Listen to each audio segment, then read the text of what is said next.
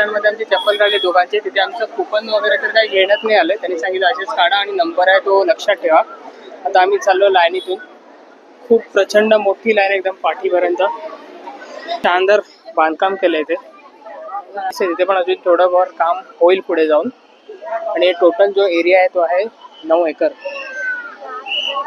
वाक्य लिहिलंय, I will never die, I shall live for my books and you will utilise.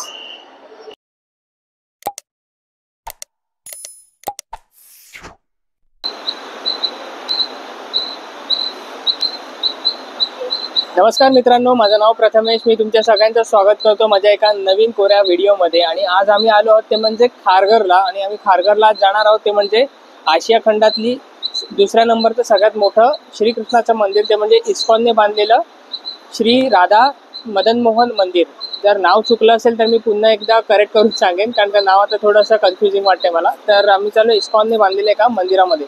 त्यावरून आम्ही निघालो तो 11:30 वाजता. आणि इथे यायला आम्हाला ऑलमोस्ट आता 2 वाजलेत. आणि इथून आम्ही कसे आलो ते म्हणजे विरार ते दादर ते कुर्ला, आणि कुर्लावरून पनवेल आम्ही गाडी पकडून आम्ही खारघरला उतरलो.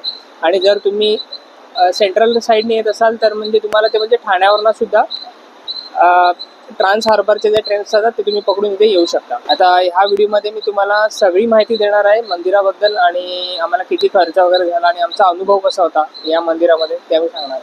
मंदिरात त्यासाठी तुम्हाला 2 ऑप्शन मिळतील बाहेर स्टेशनला उतरल्यावरती, म्हणजे आहे रिक्षा आणि दुसरा म्हणजे बस. आता आम्ही 45 नंबरच्या बसमध्ये बसलो आहे. आता ही आम्हाला घेऊन जाईल ऑलमोस्ट 40 ते 45 मिनिटात इस्कॉनमध्ये. तर आम्ही बसने उतरून इथे आहे ते म्हणजे हरे कृष्ण मंदिरचा बस स्टॉपच आहे. आणि मंदिर या साईडला दाखवतं. आणि त्या मंदिराचं नाव आहे श्री श्री राधा मदन मोहनजी मंदिर. आता हे बघा, बहुतेक ना इथे काही लोक बसलेत. ते बहुतेक मला तरी वाटतं मंदिराच्या आतमध्ये जाण्यासाठीच बसले असावेत, कारण का आता मंदिर ओपन होईल 4:30 वाजता. आम्ही चाललोय आतमध्ये. इथे गेट तर आहेत ओपन. टायमिंग आहे 4:30चा. जे बहुतेक कपाट जे आहेत मंदिरात येते 4:30ला ओपन होते. नेक्स्ट दर्शन जे आहे ते 4:15ला आहे.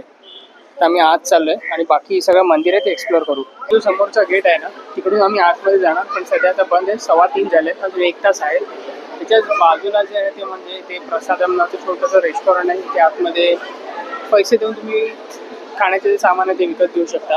आणि त्याच्याच बाजूला म्हणजे इस्कॉनची भव्य इमारत आहे. ही जी इमारत आहे इस्कॉनची, ते म्हणजे ते राहण्याची वगैरे सोय आहे. तर इथे कोण राहू शकतात ते म्हणजे ते मंदिरातले जे ट्रस्टीज वगैरे आहेत किंवा मेंबरशिप घेतलेली जी माणसं आहेत ना ती इथे राहू शकतात. आम्ही तिथे चप्पल स्टँडमध्ये आमची चप्पल काढली दोघांचे. तिथे आमचं कुपन वगैरे तर काही घेण्यात नाही आलं. त्यांनी सांगितलं असेच काढा आणि नंबर आहे तो लक्षात ठेवा. आता आम्ही चाललो लाईनीतून.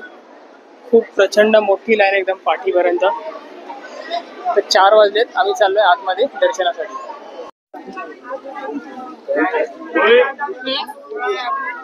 आम्ही हळूहळू करून आता वरती चाललोय. इथे चालत आम्ही इथपर्यंत आलोय.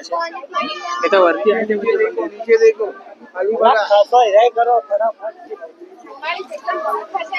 खूप शानदार बांधकाम केलंय इथे.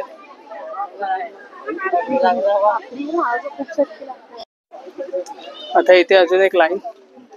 बापरे, म्हणजे केवढं चालायचं आहे ना इथे.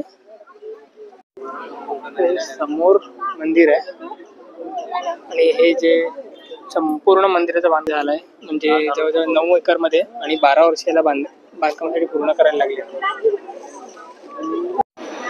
बरोबर 4:15ला ओपन झाले मंदिर. ते आम्ही आता आहोत मेन गेट. आता आतमध्ये आम्ही प्रवेश करतो.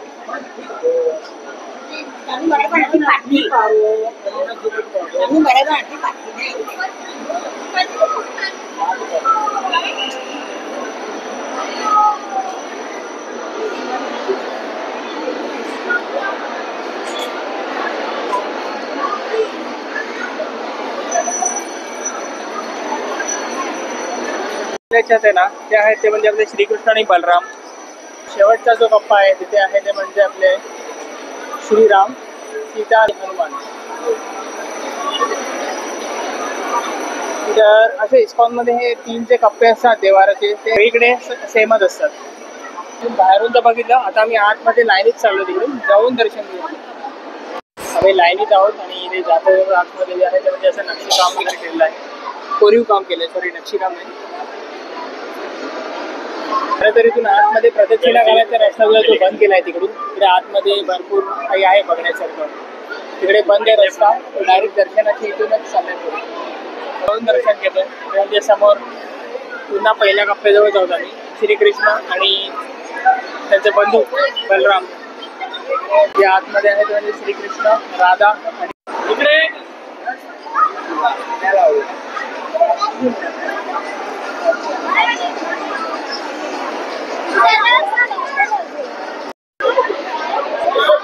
श्रीकृष्ण आणि सुदामा. आता मी मंदिराच्या बाहेर पडतोय. तर आता हे जे तुम्ही दृश्य पाहता ना समोर, ते आहे मंदिराच्या समोर ना बघा. इथे मंदिर आहे आणि इथून आम्ही त्या साईडने असे आलो वरती. इथून खालून गेलो तसे आलो वरती. आणि हे जे समोर आहे ते समोरचं जे ग्राउंड दिसते तिथे पण अजून थोडंफार काम होईल पुढे जाऊन. आणि टोटल जो एरिया आहे तो आहे 9 एकर. बाकीच्या इस्कॉन प्रमाणेच देवांच्या समोर इथे आहे ते श्री शिला प्रभुपाद ज्यांनी इस्कॉनची स्थापना केली. तर त्यांची एक मूर्ती आहे इथे. आणि आता आम्ही खालच्या दिशेने चाललो. म्हणजे इथे आम्ही म्हटलं मेडिटेशनसाठी थोडं बसलो. पण वाटलेलं की हरे कृष्ण हरे रामाने जाप करता येईल शांतपणे. पण ते लोकांचा गोंधळ जास्त आहे आणि जापचा आवाज खूप कमी आहे. आम्ही आता खाली चाललो. तर मंदिराच्या बाहेर सुद्धा अशी बसण्याची व्यवस्था केली आहे. आणि हे छोटी छोटी मंदिरे जी आहेत पाठी ती अजून काही खुली नाही केली दर्शनासाठी. फर्स्ट फ्लोअरला आलो होतो. खरं तर आम्हाला गोविंदज नावाचं रेस्टॉरंट आहे त्यांचं, तिथे यायचं होतं. पण इथे फर्स्ट फ्लोअरला जे आहे रेस्टॉरंट ते सध्या आहे बंद. आणि त्याच फ्लोअरवरती आहे त्यांचं गिफ्ट शॉप, जिकडे आहे अशा गोष्टी ज्या तुम्ही एखाद्याला गिफ्टसुद्धा देऊ शकता आणि आपल्या घरीसुद्धा घेऊन जाऊ शकता. तर ते सुद्धा आता शॉप बंद ठेवलं आहे. पण इकडनं थोडंफार काही दिसतंय. आतमध्ये काय काय ठेवलं तरी ते श्रीकृष्णाच्या मूर्त्या आहेत आणि गिफ्ट देण्यासाठी छोट्या छोट्या भेटवस्तू. तरी ते त्याच्याच गिफ्ट शॉपच्या समोर आहे. इथे म्हणजे तुम्ही छोटीशी लायब्ररी जी प्रभुपाद यांनी लिहिलेली पुस्तकं जी आहेत ती आपल्या सर्वसामान्य माणसांसाठी वाचायसाठी ठेवलेली आहे. तिथे भगवद्गीता आहे. ती सगळे मराठी, हिंदी, ओडिया, इंग्लिश, गुजराती, मल्याळम म्हणजे भारतातल्या जेवढ्या सगळ्या भाषा आहेत ना तेवढ्या सगळ्याच्यात उपलब्ध करून दिली. आणि इथे बाकीची पुस्तकंसुद्धा आहेत ती श्रीला प्रभुपाद यांनी उपलब्ध करून दिली आहेत. आणि या बुक स्टॉलवरतीच त्यांचं एक वाक्य लिहिलं आहे, I will never die, I shall live for my books and you will utilize. तर आता आम्ही इथून निघतोय. खरं तर इकडच्या भरपूर ज्या सेवा ज्या आहेत ना त्या अजून या लोकांनी सुरू नाही केल्या. कारण का हे जे इनॉग्रेशन आहे ते आता रिसेंटलीच झालंय.